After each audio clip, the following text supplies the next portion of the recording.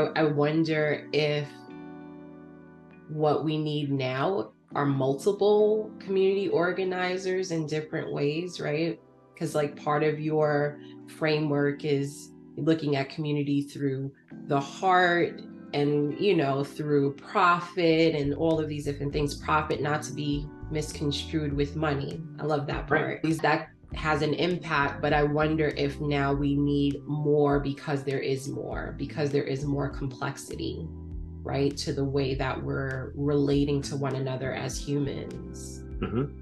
Because so in my organizing, I've figured out that sometimes like what you're trying to tackle within the community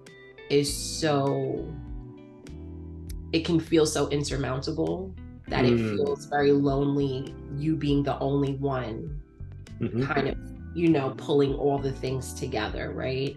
Mm-hmm. So people are showing up, they see the purpose, they understand it, they're with it, but also like you're the one standing in the gap, and trying to keep the purpose afloat and keep them afloat as people. And so oftentimes I think sometimes you need more than one person to be able to like help with that because it can be heavy. Yeah.